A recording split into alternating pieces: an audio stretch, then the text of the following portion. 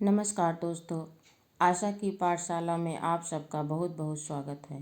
आज मैं आप सबको बाल महाभारत कथा में मायावी सरोवर के बारे में आप सबको बताऊंगी। पांडवों के वनवास की अवधि पूरी होने को ही थी। 12 वर्ष समाप्त होने में बहुत ही दिन रह गए थे।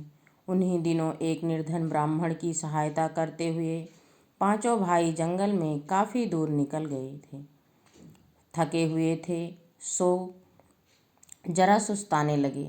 युधिष्ठिर नकुल से बोले, भैया जरा उस पेड़ पर चढ़कर देखो तो सही कि कहीं कोई जलाशय या नहीं नदी दिखाई नहीं दे रही है। नकुल ने पेड़ पर चढ़कर देखा और उतरकर कहा कि कुछ दूरी पर ऐसे पौधे दिखाई दे रहे हैं जो पानी के नज़दीक ही उगते हैं। आसपास कुछ बगुले भी बैठे हुए हैं। वहीं कहीं आसपास पानी अवश्य होना चाहिए।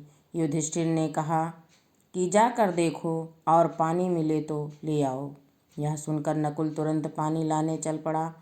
कुछ दूर चलने पर अनुमान के अनुसार नकुल को एक जलाशय मिला।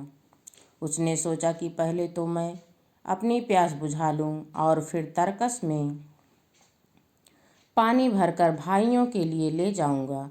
यह सोचकर उसने हाथों की अंजुली में पानी लिया और पीना ही चाहता था कि इतने में आवाज़ आई, माद्री के पुत्र, दुस्साहस न करो।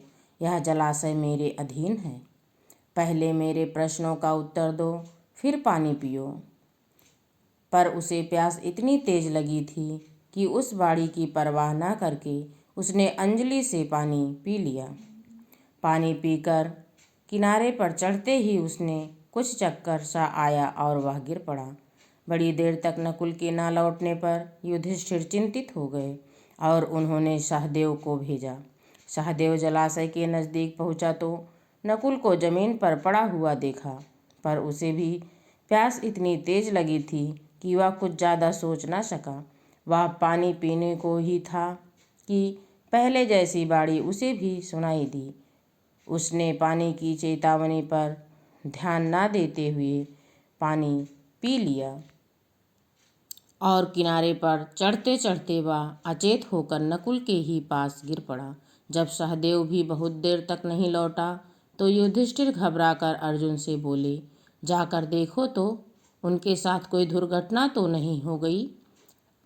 अर्जुन बड़ी तेजी से चला। तालाब के किनारे पर दोनों भाइयों को उसने मृत पड़े हुए देखा तो वह चौंक उठा।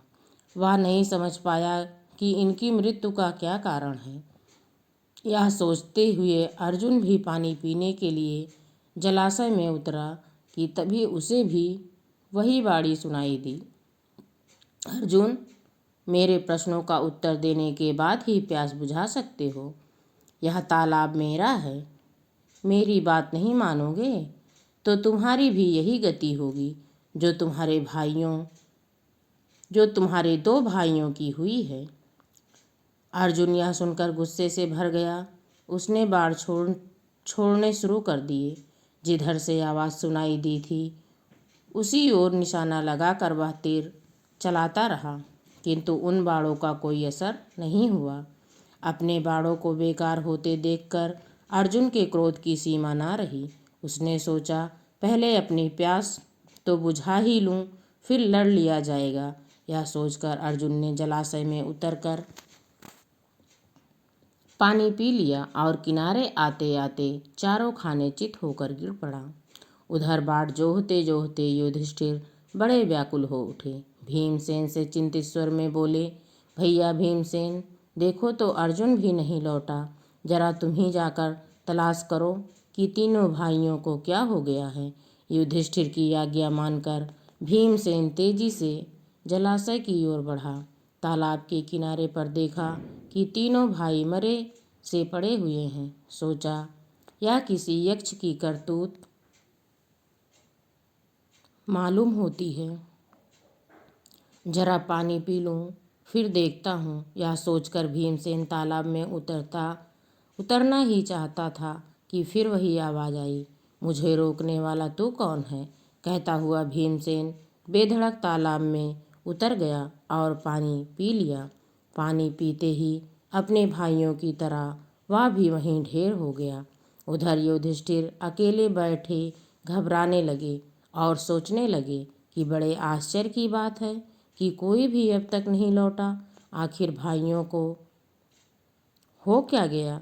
क्या कारण है अभी तक वह नहीं लौटे? जल की खोज में वह जंगल में इधर उधर भटक तो नहीं गए? मैं ही चलकर देखूं कि क्या बात है।